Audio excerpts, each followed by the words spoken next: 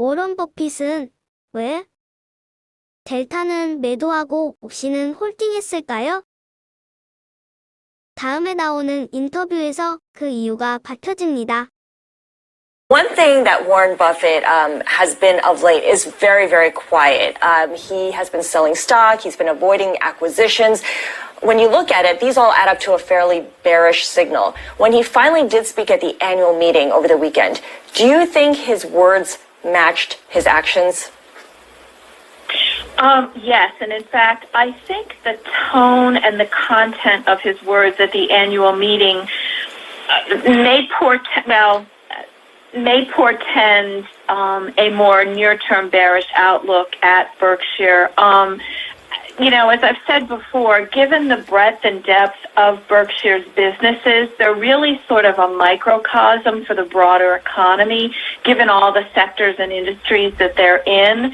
And so as we're now in a second quarter that's expected to be, very recessionary, I think Berkshire is going to feel the brunt of those recessionary pressures certainly on a lot of their operating businesses. Yeah, Kathy, talk about the news here that Berkshire exited those positions in the four main U.S. airlines here.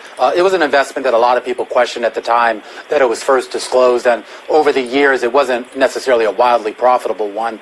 What do you make of that, not only in the context of what it means for Berkshire's strategy going forward, but also really for who's really calling the shots here now at Berkshire?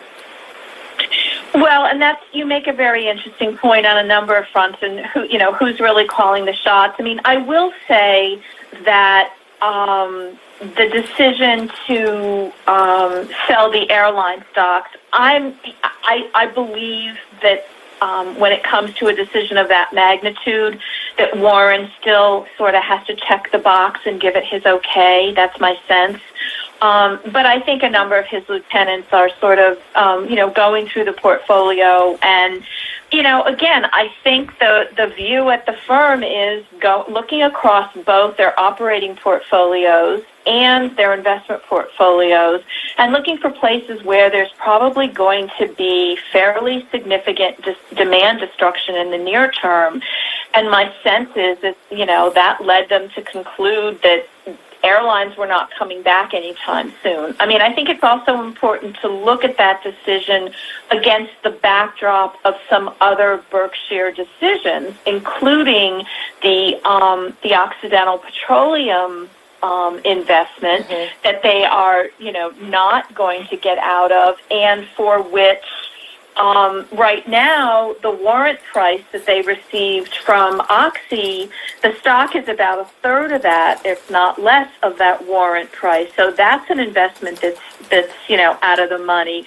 So I think it's important to look at the airline decision. That was a liquid position that they could, that they could exit, as opposed to some of their other investments that are less liquid and that they are not as likely to extricate